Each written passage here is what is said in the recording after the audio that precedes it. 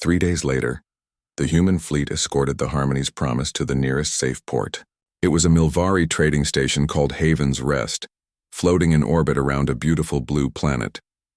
The Milvari were a peaceful species who looked like tall, slender plants with gentle faces. They had heard the news about the rescue. Everyone had heard. The story was spreading across the galaxy faster than light. Station Master Binsol came aboard the human flagship to formally welcome them. She was nervous. The last time Milvari had dealt with humans was 50 years ago, during the council debates. Her people had voted to support the quarantine. She wondered if the humans remembered that. If they were angry. Admiral Dewan greeted her in the docking bay. He looked tired but professional. Station Master, thank you for allowing us to dock. Of course, Admiral. The Velen refugees are welcome here. We have prepared shelters for them. She hesitated.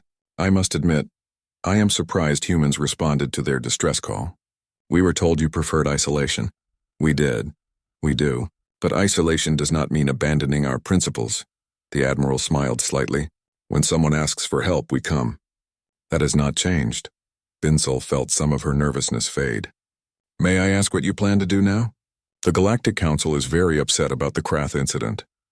The Council is upset that we reminded everyone what happens to slavers and pirates. I am not concerned about their feelings. But surely you must worry about retaliation. Admiral Dewan laughed. It was not a cruel laugh, just genuinely amused.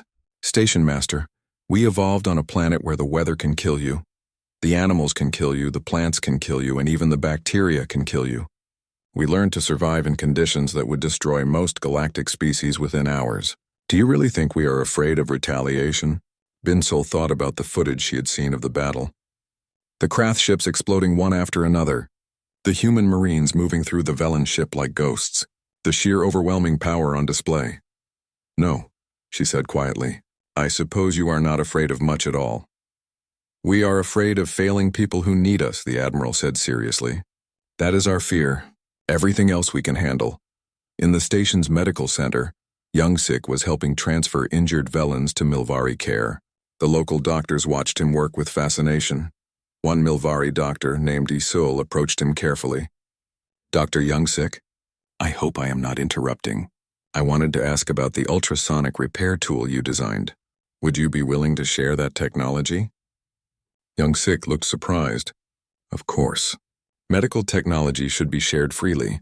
I can send you the specifications right now. Just like that? You do not want payment? Trade agreements? It is medical equipment. It helps people. Why would I charge for that? Youngsik pulled out his tablet and started transferring files. Here, the full technical documentation. And here are some other designs we have been working on. I am not sure if they will be useful for your species, but feel free to adapt them. Isul stared at the files flooding into her system.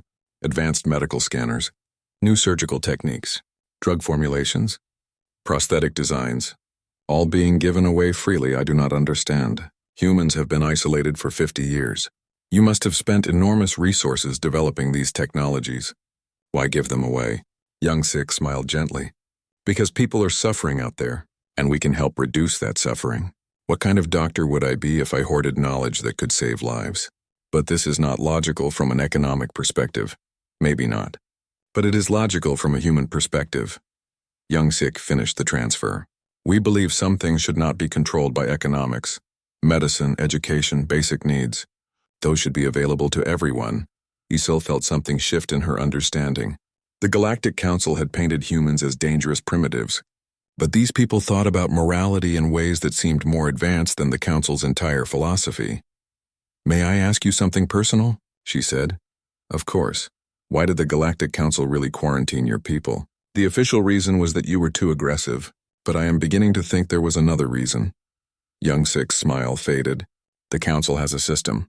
Species are ranked by age, technology, and other factors. Some species are considered superior.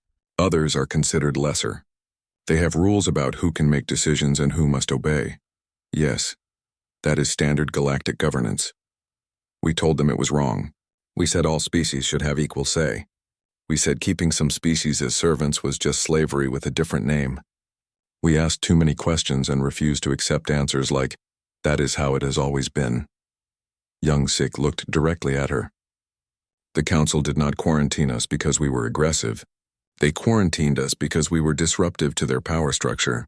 We made other species start asking the same questions. Isol absorbed this in silence. It made sense. It made terrible perfect sense. In a private meeting room on the station, Commander Hana sat across from Captain Liravan. The Velen captain had requested this conversation.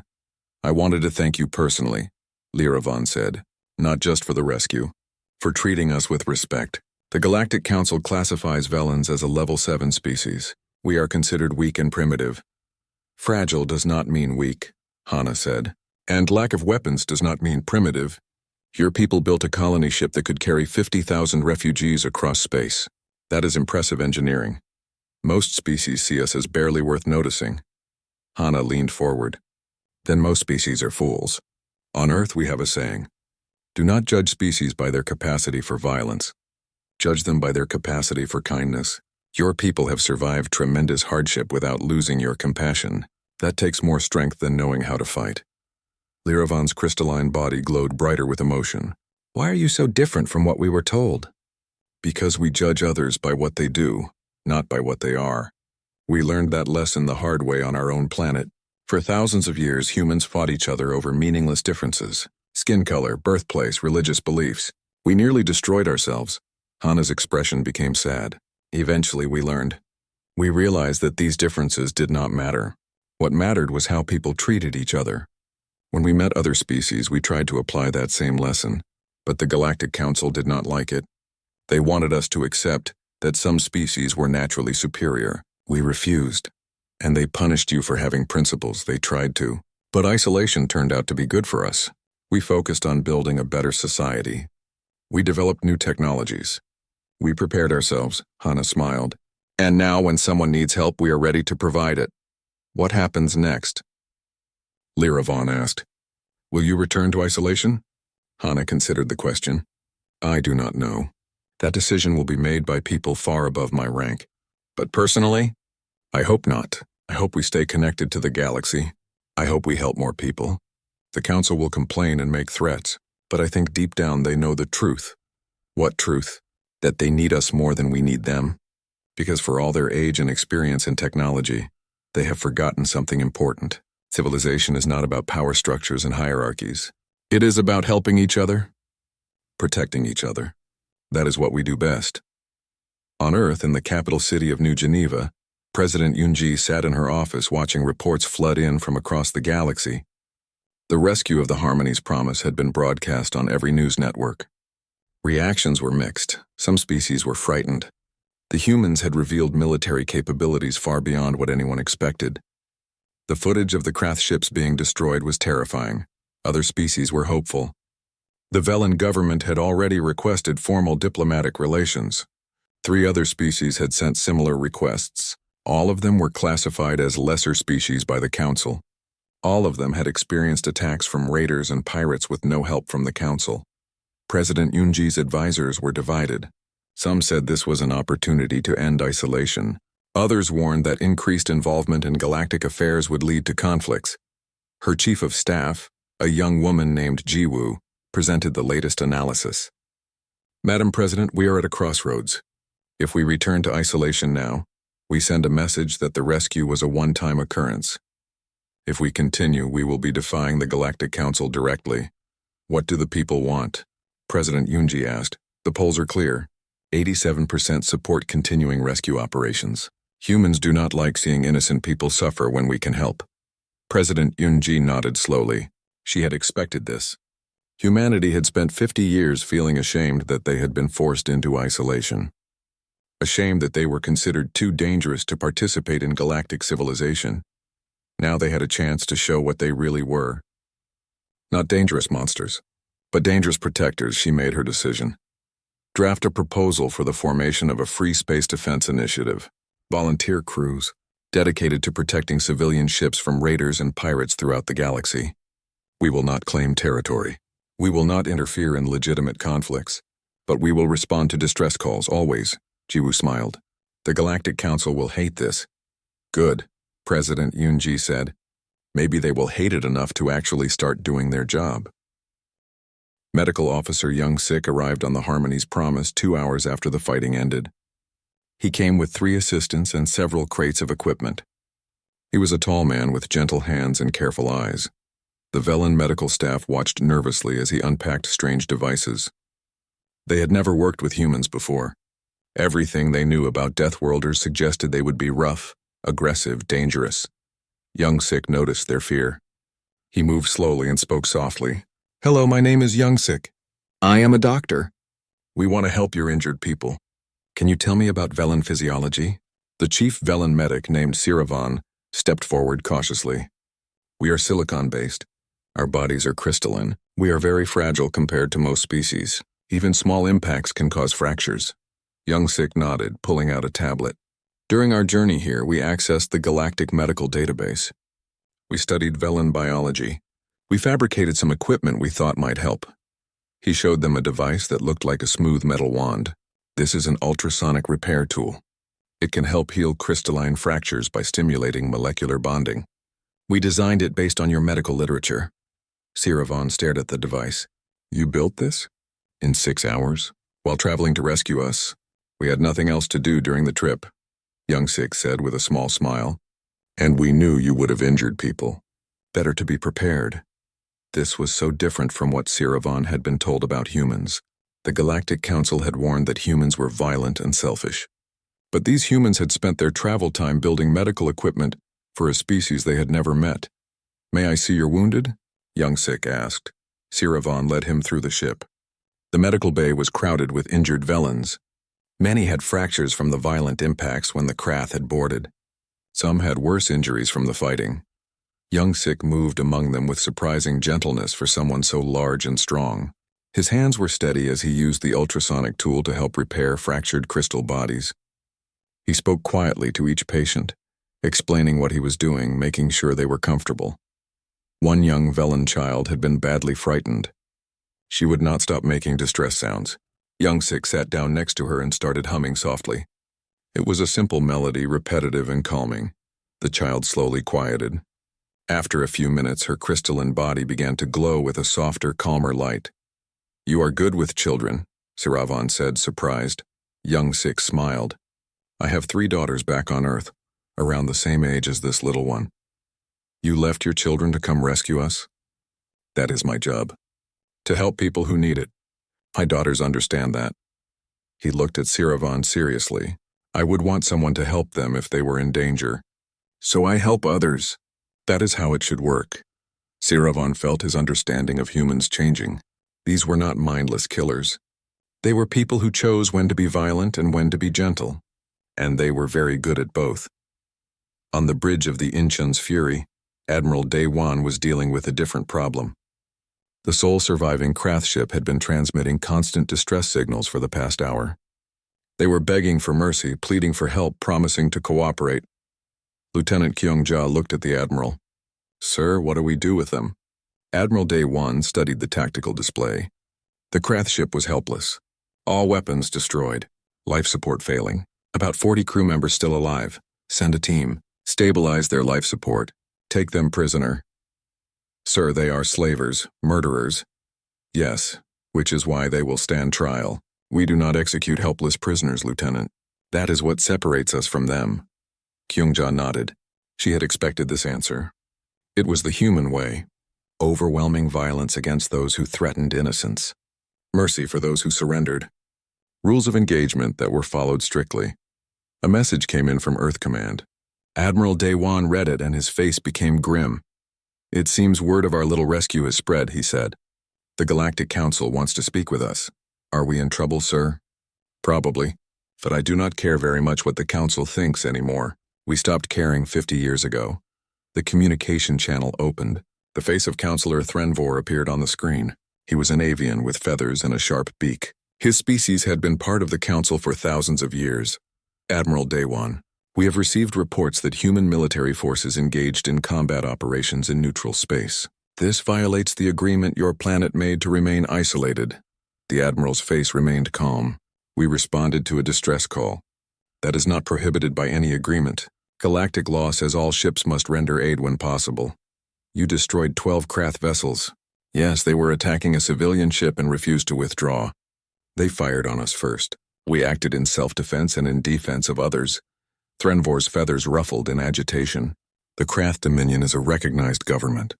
You have created a diplomatic incident. The Krath Dominion is a criminal organization that profits from slavery. If recognizing slavers as legitimate is council policy, then I am glad we are no longer part of your council. You cannot simply ignore galactic politics. Admiral Dewan leaned forward. Counselor, let me be very clear. We do not care about your politics. We care about protecting innocent people. For 50 years you have told us to stay away. We did. We built our strength. We expanded to other systems. We created something good, he paused. But isolation also meant ignoring people who needed help. Today someone remembered we existed and asked for aid. We gave it. That is what we do. That is what we will always do. The Council will not allow this interference. Then try to stop us. The Admiral's voice was cold now. But understand what that means. We have been preparing for 50 years. Our technology has advanced. Our ships are faster and more powerful than anything in the galactic fleet. Our weapons are designed to fight in conditions that would kill most species. He gestured at the tactical display showing the destroyed Krath ships. You saw what happened here. 12 against 7. It was not even close. And this was just one small fleet. Earth has dozens of fleets like this. Hundreds of ships. Thousands of trained soldiers. Are you threatening the Council? No, I'm explaining reality. If the Council tries to force us back into isolation, it will fail. If the Council tries to stop us from helping people in need, it will fail. We are not your enemies, Counselor, but we are also not your servants. Threnvor was silent for a long moment. What do you want? Nothing from you. We will continue as we have. We will protect our systems. We will help those who ask for aid. We will trade with those who want to trade, and we will leave everyone else alone. Unless they attack civilians, then we will respond. This will destabilize everything. Admiral Day 1 smiled. It was not a friendly smile. Good. Your stable system includes slavery and piracy. Maybe it is time for some instability. He cut the connection before the counselor could respond. Lieutenant Kyungja looked impressed. Sir, you just told the Galactic Council to mind their own business. Yes, I did. And it felt wonderful. The Admiral stood up. Send a message to Earth Command. Tell them the mission was successful. Tell them we have refugees who need shelter. And tell them to prepare. The galaxy knows we are back now. On the Harmony's promise, Lyravan was having a similar conversation with her own government. The Velen Council appeared on her screen, their crystalline faces glowing with concern. Captain Lyravan, we have received your report. The humans rescued you? Yes, Honored Council. They responded to our distress call. They destroyed the Krath fleet and saved us all. But the humans are supposed to be dangerous. The Galactic Council quarantined them. Lyravan thought about what she had seen. The terrifying efficiency of human weapons. The overwhelming violence they brought against the Krath. The Marine who had thrown a 200-kilogram warrior across a corridor. But she also thought about young Sik humming to a frightened child. About Commander Hana explaining with patience and respect. About how the humans had built medical equipment during their journey just to help injured Velens. They are dangerous, she said slowly. Very dangerous. But only to those who threaten others. To us they were kind and gentle. They asked for nothing in return. They simply helped because we needed it. What should we do? Lyravan made her decision. Request formal relations with Earth. Offer them friendship. Because I think the Galactic Council made a terrible mistake 50 years ago. They pushed away the one species that truly understood what civilization should mean. That is a bold suggestion, Captain. We just survived because of human boldness, Lyravan replied. Maybe we should learn from their example. Inside the Harmony's promise, Lyravan heard the human transmission and felt hope for the first time in hours. But the Krath warriors on her bridge only laughed. The biggest warrior, their leader, sneered at the screen showing the human ships. Humans? The Deathworlders? We heard about them. The Galactic Council locked them away because they were too stupid and violent. They probably cannot even fly those ships properly anymore. He pressed a button on his armor. Commander Vreknar, this is boarding Team 3. Some humans just appeared. Should we be worried? The response came through crackling with static. Humans? No. Kill them if they get close. We have more ships and better weapons. Continue securing the Velen ship. The Krath warrior turned back to Lyravan. You hear that? Your rescue is not coming. Now move or I break you into pretty pieces. Then the entire ship shook violently. Alarms started screaming. The lights flickered. Lyravan's sensor officer shouted in shock. The Krath flagship just exploded. It is just gone. Everyone turned to look at the screens. Where the largest Krath warship had been floating in space, there was now only debris and fire, an expanding cloud of metal and plasma. One shot. The humans had fired one time, and the flagship was destroyed. The Krath warrior's face changed. The cruel confidence disappeared. Now he looked uncertain. Another explosion lit up the view screen, then another. Krath ships were dying so fast that Lyravan could barely track what was happening. What weapons are those? Her first officer whispered in awe. Lyravan pulled up the sensor data. What she saw made no sense. The human ships were firing solid projectiles, simple metal slugs, but they were moving at speeds that seemed impossible. The Krath shields, designed to stop energy weapons, did nothing. The projectiles punched straight through the shields, through the armor, through the entire ship, and out the other side. It was not a space battle. It was an execution. The Krath warrior on her bridge was shouting into his communicator now. Commander Vreknar, respond. We need to retreat. Commander. No response came. Commander Vreknar was dead. His ship was a cloud of debris.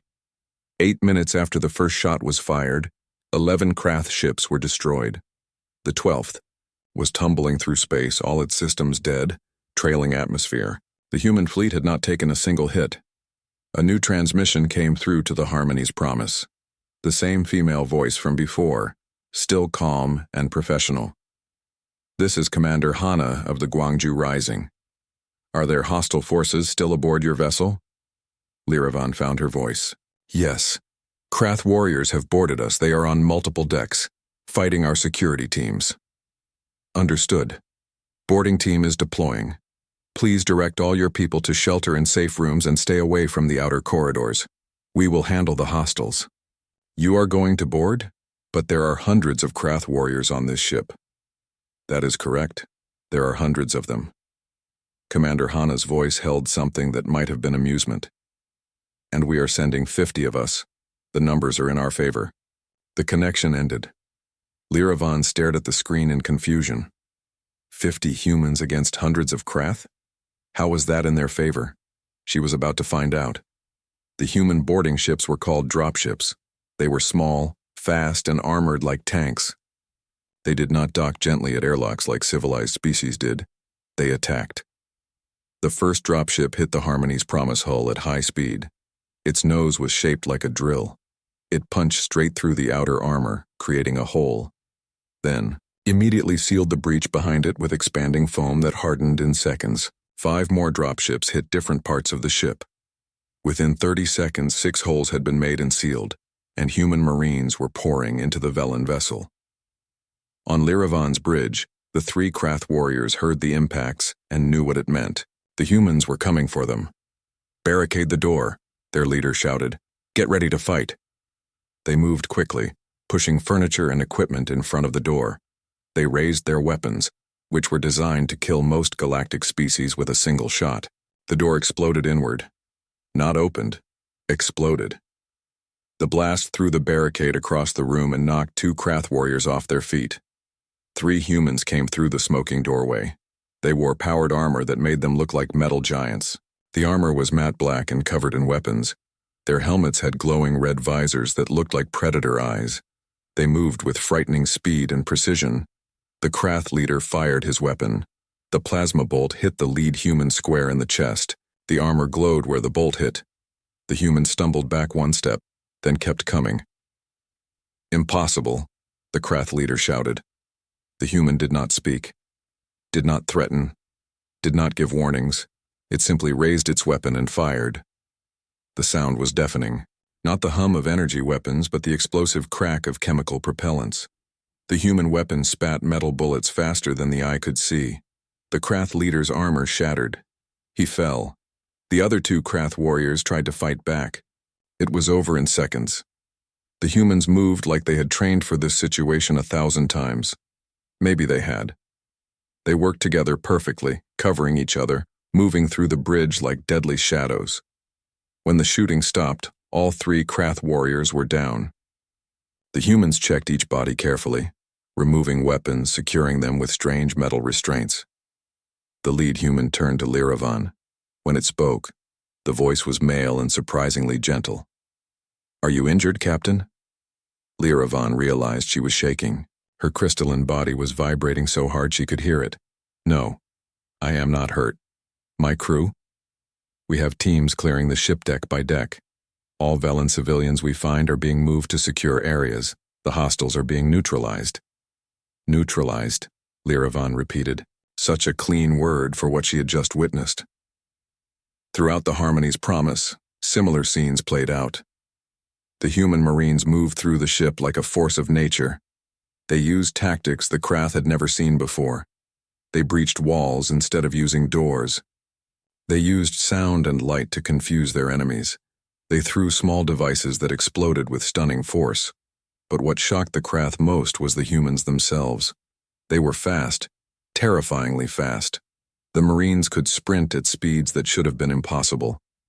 When Krath warriors tried to fight hand-to-hand thinking their greater size would help, they learned a horrible truth. Humans were stronger than they looked. Much stronger.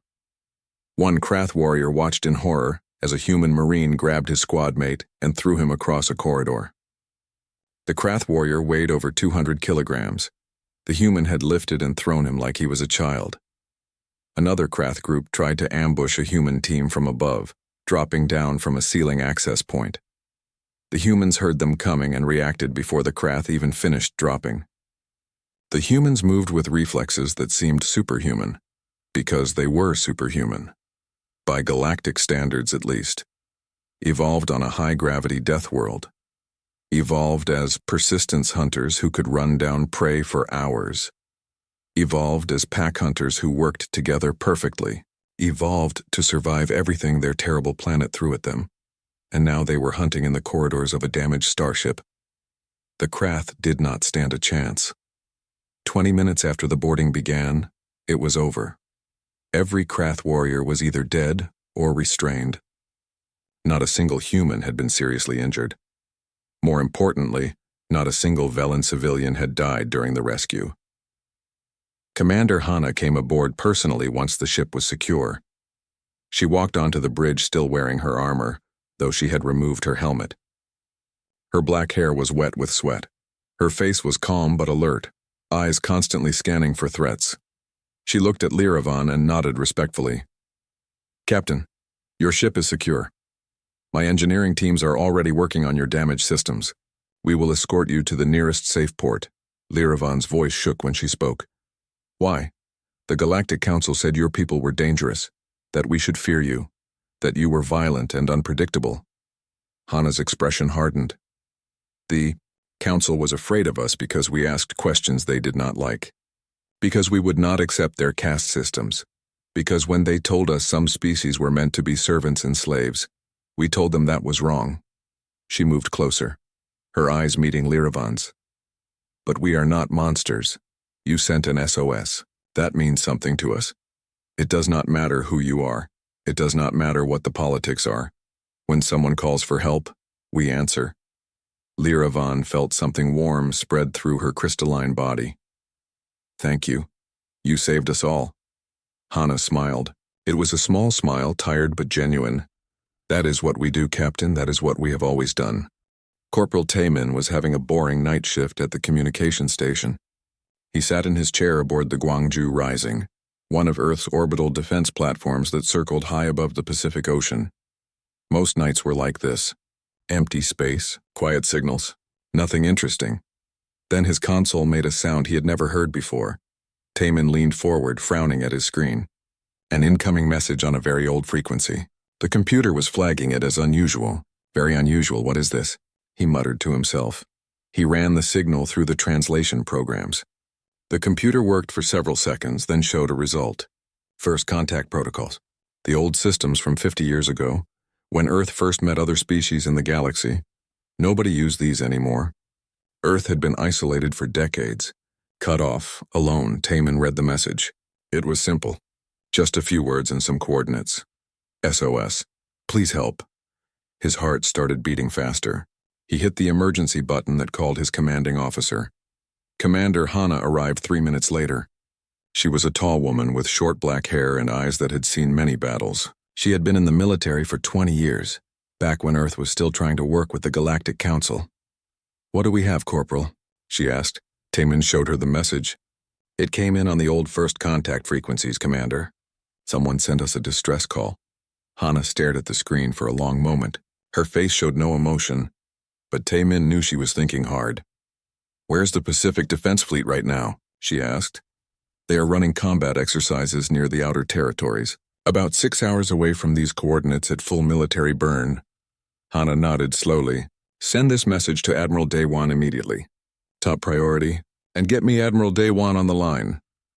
10 minutes later, the Admiral's face appeared on the screen. Admiral Daewon was an older man with gray hair and a face that looked like it was carved from stone. He had fought in the border wars 30 years ago, back when Earth was still trying to prove itself to the galaxy. "Commander Hana, I received your message. Someone actually used the old protocols?" "Yes, sir. A distress call. The computer identified the origin point, a Velen colony ship. They are under attack by Krath raiders." The Admiral's expression darkened. Everyone knew about the Krath. They were slavers and murderers who attacked weak targets far from civilized space. "How many Krath ships?" 12, sir. "Standard raider configuration. And the Velen ship?" "Civilian transport. No weapons. 50,000 refugees according to the database." Admiral Daewon was quiet for several seconds. Taman held his breath, watching from his station. He knew what the Admiral was thinking. Earth had rules now. After the Galactic Council decided humans were too dangerous, Earth had withdrawn. They stayed in their own space. They did not interfere with galactic politics, but Earth also had other rules. Older rules. Rules about helping people in trouble. The Admiral made his decision. "Alter course. Full combat burn. We will arrive in 6 hours." "Sir, the regulations say we should not interfere with galactic affairs," Commander Hana said carefully. Admiral Daewon's face became hard. "The regulations also say we respond to distress calls. Always. That is not a galactic rule, Commander. That is a human rule. And I follow human rules first." "Yes, sir." The Admiral cut the connection. Hana turned to Taman with something almost like a smile on her face. "Send a response message to those coordinates. Tell them help is coming." Aboard the flagship Incheon's Fury, Admiral Daewon sat in his command chair as the ship shook with the force of maximum acceleration. Around him, his crew worked quickly and efficiently. They were the best Earth had to offer. "All ships report ready for combat," his second officer reported. "Good. Lieutenant Kyung-ja, what do we know about Krath tactics?" Lieutenant Kyung-ja was the tactical officer. She was young but brilliant. Her fingers danced across her console, pulling up information. "Krath raiders use standard galactic military equipment, sir.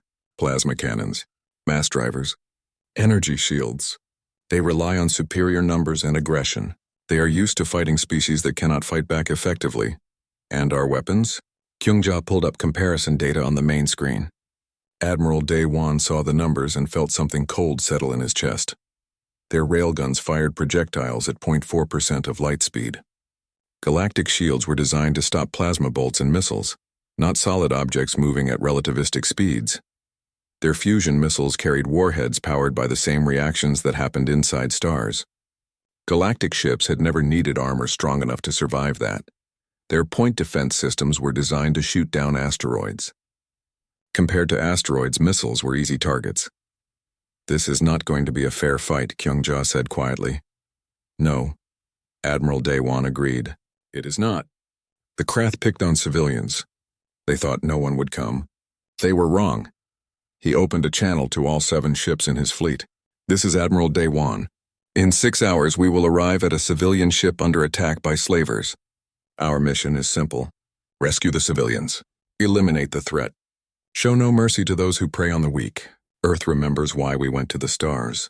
To explore, to help, to protect. Today we remind the galaxy what happens when you hurt innocent people and humans find out about it."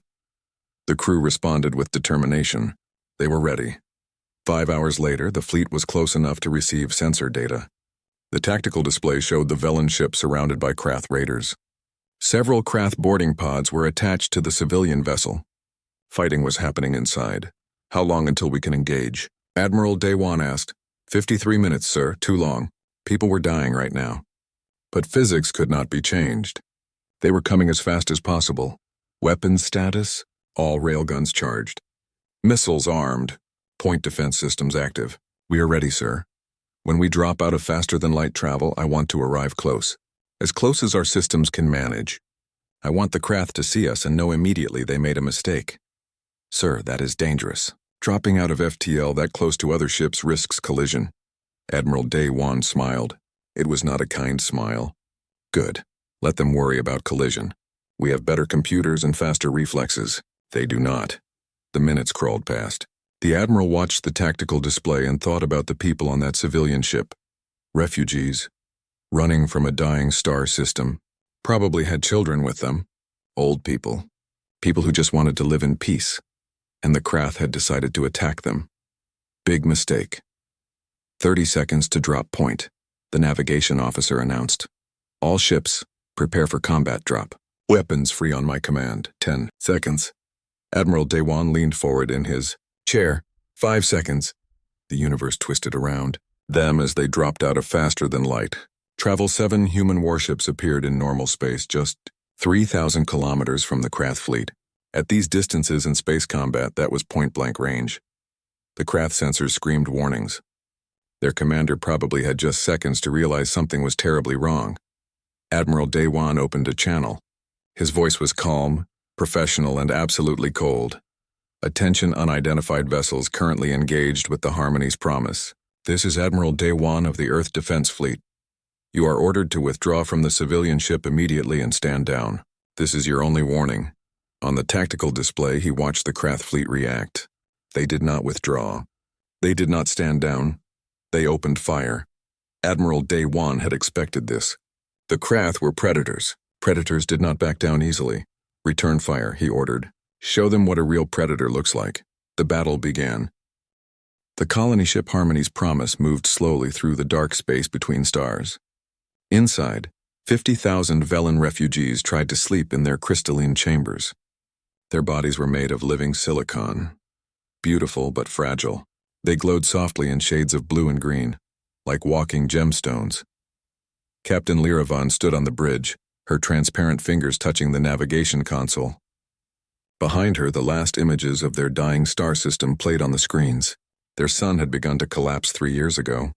The Velens had no choice but to leave everything behind and search for a new home. Captain, the children are asking about the new world again. Her first officer said quietly.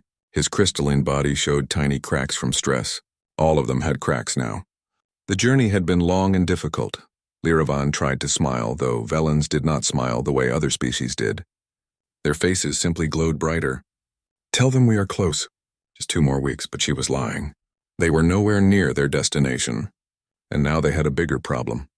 The sensor officer made a sharp sound like glass breaking. Captain! Ships dropping out of hyperspace. 12 contacts. Liravan felt her body go cold. She knew what this meant. Out here, far from any civilized system, there was only one reason for ships to appear. Pirates. The ships appeared on the screen. They were ugly things covered in dark metal and weapons. The Krath Dominion. Everyone in the galaxy knew about them. They were raiders who attacked weak ships and took everything. The Krath were big, strong, and cruel. They sold slaves to whoever would pay. A message came through. The voice was rough and spoke in broken galactic standard. Velen ship. You stop now. You give us ship. You give us cargo. You come with us. No fight and maybe we let some live. Liravan's crew looked at her with terror in their glowing eyes. The Velens had no weapons. Their entire culture was built on peace and harmony. They had never fought a war. Their bodies would shatter if hit hard enough. Against the Krath, they would break like glass. Captain, what do we do? Her first officer whispered. Liravan thought quickly. They could not fight. They could not run. The Krath ships were faster and stronger. They could try to surrender and hope for mercy, but the Krath had no mercy. Everyone knew the stories, then she remembered something. A file buried deep in their database. something the Galactic Council had given all ships 50 years ago. "Pull up restricted file 7743, she ordered. The computer showed a warning. "This file contains information about quarantined species. Access requires captain authorization. I authorize it." "Open the file." The screen filled with information about a planet called Earth, a Class 12 death world. Lyravan had heard that term before. Death worlds were planets so dangerous that most species could not survive there. High gravity, deadly weather, aggressive predators, diseases that killed in hours, and humans had evolved there. The file showed pictures of humans. They looked strange. Tall bodies, flat faces with forward-facing eyes like predators, hair growing from their heads. The file said they were incredibly strong by galactic standards. They healed quickly from injuries. They could run for hours without stopping. They could survive in environments that would kill most species.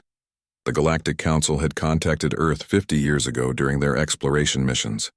At first, the humans seemed friendly. But then problems started. Humans asked difficult questions about why some species were treated better than others. They refused to accept the galactic caste system. When they learned some species were kept as servants, the humans became angry. Very angry. The Council decided humans were too dangerous, too aggressive, too unpredictable. They quarantined Earth and told all ships to stay away.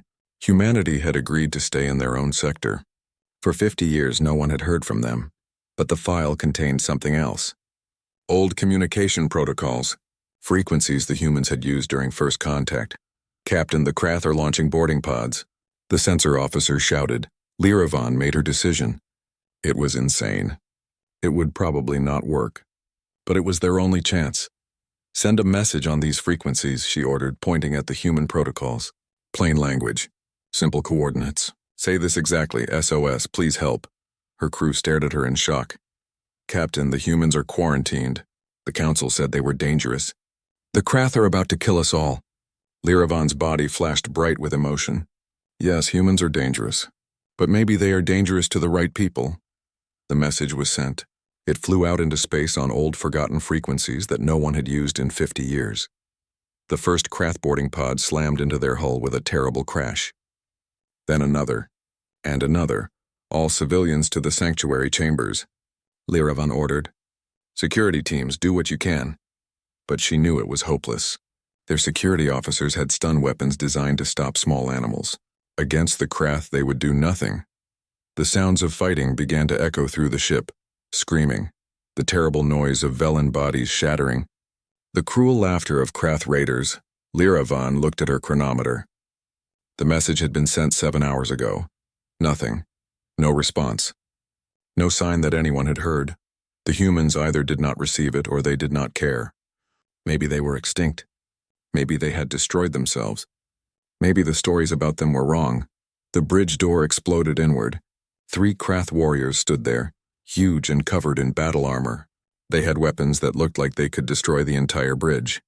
Their leader pointed at Lyravan. "You, Captain, you come with us now." Lyravan stood tall even though she knew she was about to die. At least she had tried. At least she had sent the message. Then every screen on the bridge lit up at once. Alarms blared. The sensor officer made a sound like crystal chimes.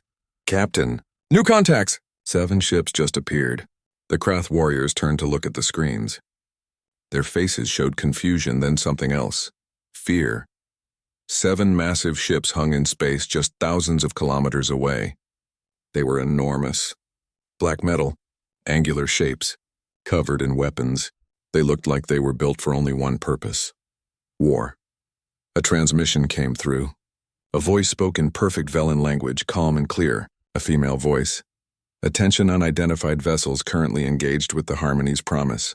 This is Admiral Day-Wan of the Earth Defense Fleet. You are ordered to withdraw from the civilian ship immediately and stand down. This is your only warning."